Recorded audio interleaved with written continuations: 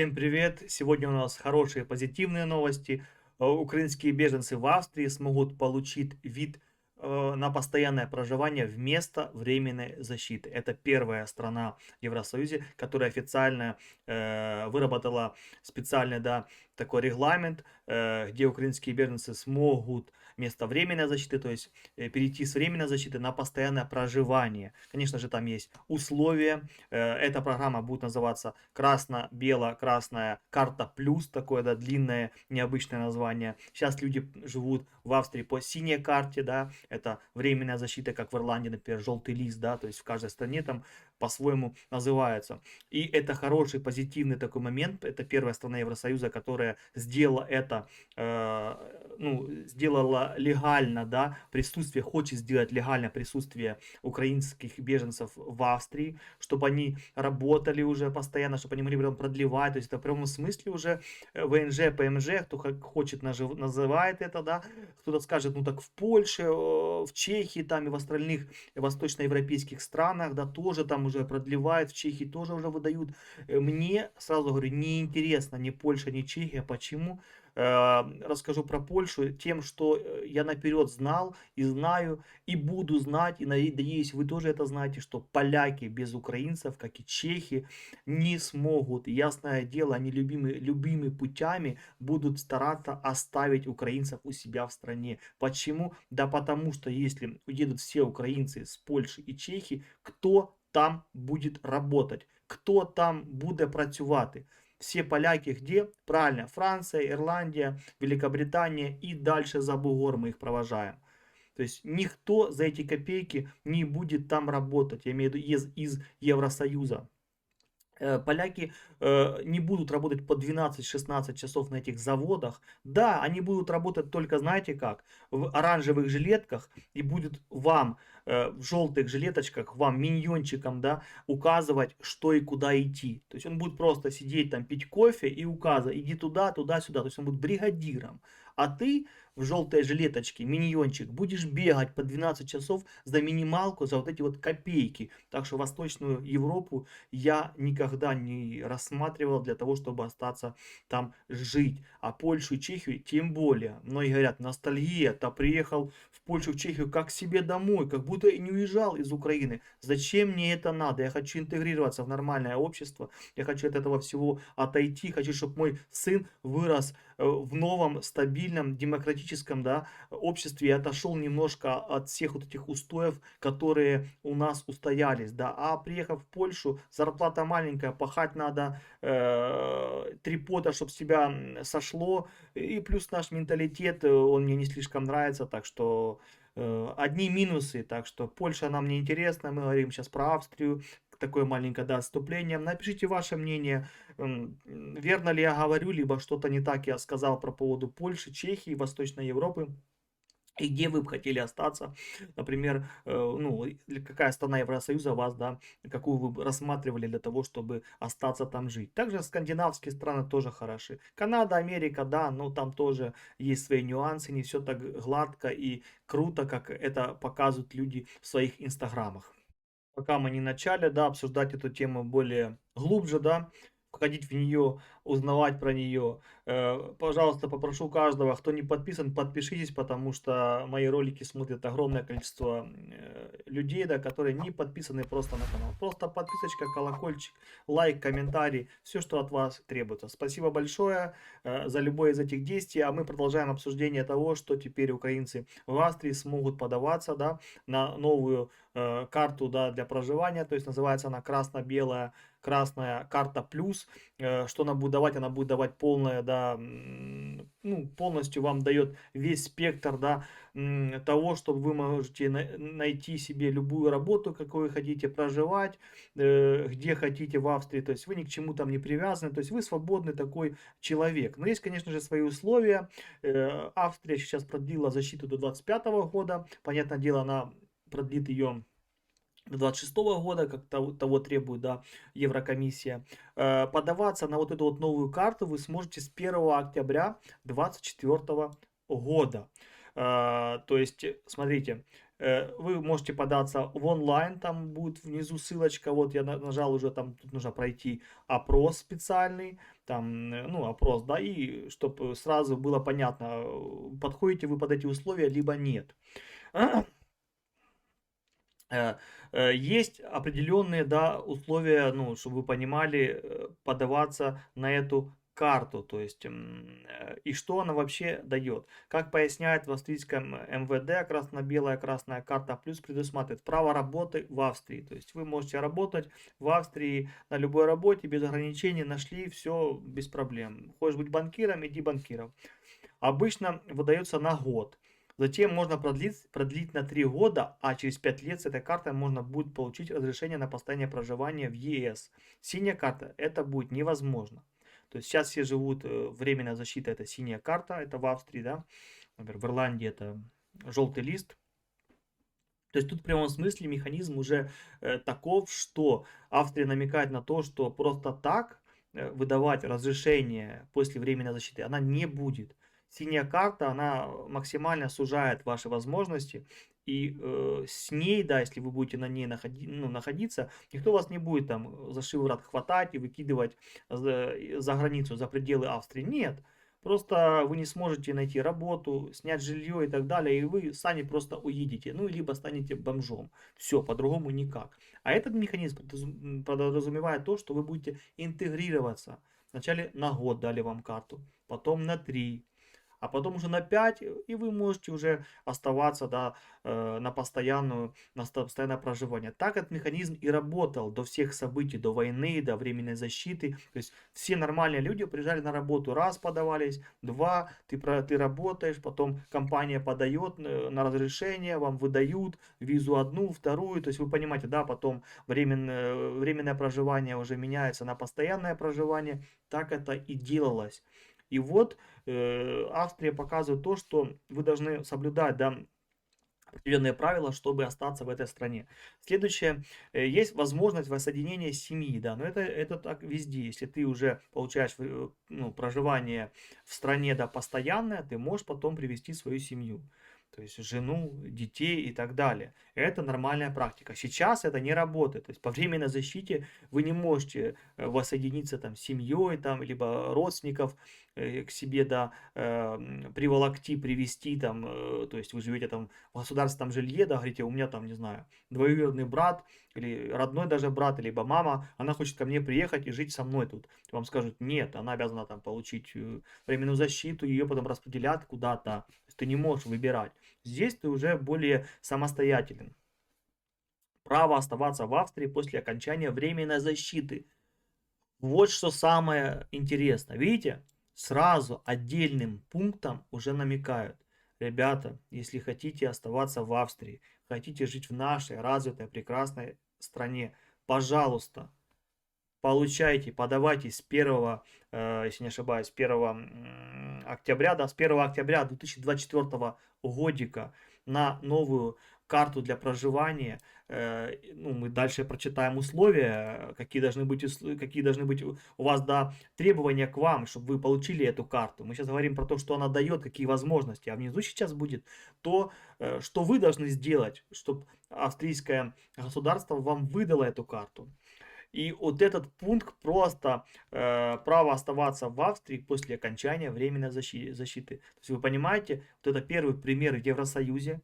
Первая страна, которая, ну я имею в виду развитая страна, да, с хорошей экономикой, там, я обсуждая это, я же сразу сказал, что Восточная Европа мне не интересна. Ясно дело, что поляки, чехи, сейчас повторюсь, будут за руки и ноги будут держать, чтобы ты что, только украинцы не уезжали, потому что, ну, за такие копейки, еще раз повторяю, только могут украинцы, да, ну и сейчас индусы туда едут массово, все, там какие-то пакистанцы, индусы и так далее, то есть все, ну и украинцы не хотят, да, ценить свое здоровье и свой труд, и идут за вот эти вот копейки работать, не понимаю, я просто в свое время поработал в Чехии и знаю, что это такое, когда по 13-14 часов за эти копейки просто агентура берет бабки. Сейчас, ясно дело, там же без агентур, но все равно минималку в большинстве случаев. На минималку ты нормально в Польше не будешь жить, не будешь себя чувствовать нормальным человеком. Это не Германия, это не Австрия, это не Ирландия, вот именно. Это не какие-то скандинавские страны, там Швеция, Швейцария, Дания, Люксембург, Бельгия и так далее, да. Нормальные, я имею в виду, страны, где развито, где все хорошо, где толерантность, где нормальные отношения. Поляки, они уже вышли из-под контроля, они слишком себе накрутили, слишком себе корону на голову одели, это мое мнение, при этом, что они абсолютно этой короны не заслужили. Они, ну, люди как люди, они гомно в большинстве случаев. Есть нормальные абсолютно люди, как и везде, но в большинстве случаев, конечно, поляки это очень такие, очень, не то что нехорошие люди, очень такие прохаванные, такие, знаете, как уж на сковородке. Это мое мнение, мое, да, такое видение их как нации, как людей, да, они такие вот, ну такие вот они. И украинцы тоже вот такие вот. И вот когда сталкиваются на заводах, на работах вот такие две нации, два таких типа людей, это, конечно, трэш. Чехи, в принципе, но чехи как-то полегче. Чехи как-то, они больше такие какие-то на релаксе, им пофигу все. Они такие больше, такие пофигу все. А поляки на такие, курва, такие, ты шо, там прям в них до сих пор в ДНК как будто вот это вот паны, я пан, я такой, прям ты шо, прям пан, пан, прям ты шо, пан X10, а сам просто какой-то бригадир несчастный, там ты шо, на каком-то заводе LG, понимаете, так что, ну, как-то так. И следующее, да, последний пункт, который тоже ну, многим он не понравится, наверное, ну, но в нормальной стране, если ты себя можешь обеспечить, то это так и есть. Невозможно будет получить социальную помощь. Это говорится, наверное, социальную помощь, которую сейчас получают люди по синей карте. Понятное дело, что ты когда отработаешь, когда у тебя будет там стаж, то все, понятное дело, ты на все сможешь потом претендовать. Это, знаете, как в Ирландии. В Ирландии, чтобы претендовать на выплаты от государства по безработице, тебе нужно 2 года работать и платить налоги. И после этого ты уже можешь претендовать. Понимаете? Так в каждой стране есть какие-то обязательства. То есть, если ты приехал, например, в Австрию, в Германию, не знаю, в Ирландию, в Италию, и месяц там отработал такой, все, уволился, так, все, теперь я пойду получать социальные себе помощь, выплаты там и так далее. Нет, конечно. Ты должен их заработать трудом, потом и так далее. То есть ты должен заработать, должен показать стране, государству, что ты нужен, что ты сделал какой-то вклад, и теперь, конечно, государство тебе будет что-то отдавать. Это работает так. Украинцам сейчас все дали бонусом наперед, просто так. Ну, не просто так, война, понятное дело, но я имею в виду, что все украинцы, которые сейчас находятся в Евросоюзе, любые льготы, которые они получают, они их не заслужили именно как другие люди, да, как другие там беженцы, либо другие люди, которые приехали в Австрию там других стран, да, они нарабатывают эти все бенефиты годами, чтобы к ним доступ открылся у людей, понимаете? А нам просто все мы обошли, мы перепрыгнули все эти правила. Теперь давайте так. Если право на проживание беженцев будет продлено после 3 апреля 2025 года, украинцы получат продленную синюю карту. То есть обратно же вы получите даже вот эту карту, вам автоматически продлят вот эту карту. То есть там все завязано на том, что просто вы себя уже будете обезопасивать. Ну, обезопасите себя и свою семью. Если вы получите красно-белую красную карту плюс, да, то вы уже будете знать, что когда защита закончится, синяя карта ваша придет в негодность, то есть она будет уже недействительна, и вы сможете спокойно остаться. Давайте же теперь пролистнем, да, и какие же условия нужно выполнить украинскому беженцу, который находится в Австрии, чтобы получить вот эту вот новую карту, да, VR+, да. Давайте почитаем это все, тоже интересно. Для того, чтобы подать на получение карты, да, красно-бело-красная плюс, нужно отвечать следующим требованиям. Иметь право на проживание для перемещенных лиц. То есть синяя карта, это как желтый лист в Ирландии. Я буду опираться на Ирландию, потому что я нахожусь в Ирландии, да, мне легче. Про там в Германии там это 24 параграф, где-то еще что-то. Я буду говорить то, что у меня, да. Иметь действительные проездные документы, то есть паспорт, да, действительный биометрический украинский паспорт. Я говорю за украинцев, за других национальностей мы не говорим, потому что конкретно, я так понял, условия для украинцев. Дальше. Работать. по полному страхованию не менее 12 месяцев за последние 24 месяца. То есть за 2 года проживания вы обязаны были год работать полный рабочий день, как я понимаю, это потому что полное страхование. Если вы работаете не полный рабочий день, то это не полное страхование. То есть работаете 40 часов в неделю, все платите, все хорошо, и все, вы уже молодец. То есть, и это ждет, понимаете, всех, кто сейчас сидит и не работает, и думает, что ему на халяву дадут паспорт. Это вообще не обсуждается. Забудьте про это просто. Где вы не находитесь, даже в той же Польше, не дадут вам паспорт тоже бонусом никак. А там, я же говорю, с руками и ногами готовы всех оставить. А про такие страны, как Ирландия, там, Австрия и остальные развитые страны, нет смысла даже на это намекать. Мне пару человек здесь говорят, да, через 5 лет раздадут всем паспорта, вот увидишь. Через 5 лет, ребята, из 100 тысяч, которые сейчас находятся в Ирландии, останется в лучшем случае, не знаю, 1020-30, что все остальные едут отсюда. И никому даже через 5 лет украинцам не дадут паспорта, только каким-то уникальным там, да, которые там какие-то вундеркинды, либо там вложились в экономику и так далее. А обычным работягам нет. Сейчас, пока даже вот это, что люди работают, им не засчитываются за натурализацию. Так что о чем вы говорите? В развитых странах трудно получить паспорт. Нужно реально его заслужить. Следующий момент. Работать, видите, это хорошо, но этого мало, чтобы получить, да, эту новую карту. Владеть немецким языком на уровне A1, то есть каким-то сертификатом, подтвердить можно только дипломом от австрийского интеграционного фонда, австрийского языкового диплома из немецкого языка. Вы понимаете, еще язык надо знать. В Ирландии хорошо, что даже при получении гражданства ты можешь не иметь языка. То есть тебе не нужно, ты не сдаешь никаких тестов, никаких там по истории, по языку, ты ничего не сдаешь. То есть это самая такая толерантная, понимающая страна, и что она не обязует никого. По факту ирландцы сами не говорят на своем языке. Большинство ирландцев, 90%, не знает ирландского языка, они говорят просто, ну там, грубо говоря, как я знаю немецкий, они знают также ирландский, там каких-то 20-30 слов, на этом все. То есть такие вот дела, и ирландцы это понимают, и они не принуждают людей учить английский, хотя английский это международный язык, и его должен знать, как по мне, каждый. И следующий момент, иметь достаточный доход от 1218 евро в месяц на одного человека. Или почти 2000, то есть 1921 евро в месяц для пары. Понимаете, да? То есть какие условия нужно соблюдать. Главное, конечно, условие, понимаете, язык, то все такое можно подтянуть, сдать. Это работать, то есть себя обеспечивать.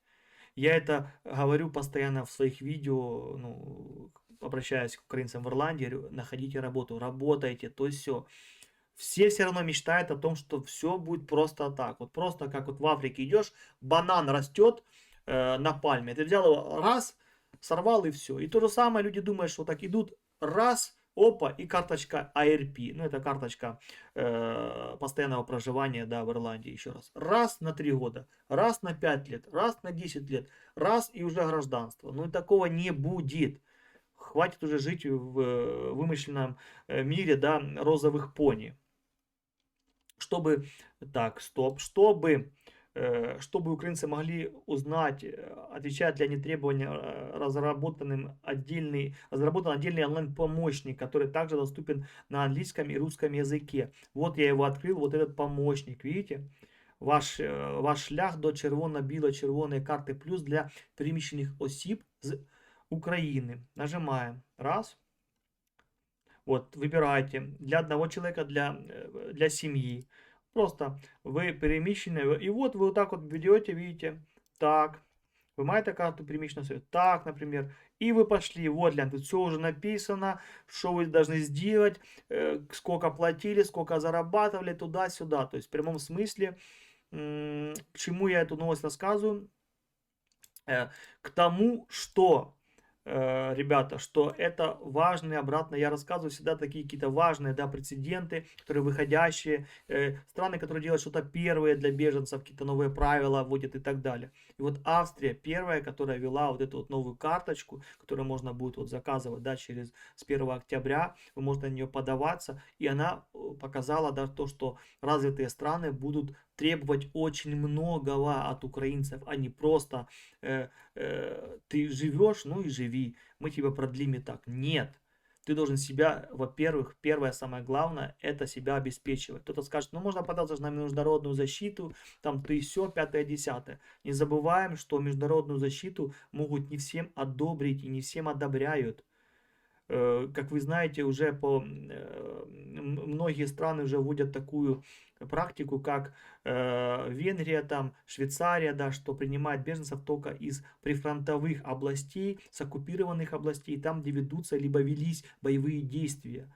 Так что вы понимаете, сколько областей может под эти пункты подходить. Я думаю, что в дальнейшем страны Евросоюза будут то же самое делать. Понимаете, даже Ирландия, то есть развитые. Если такие страны, как Венгрия, уже такое ввели, то извините меня, почему другие не будут вводить?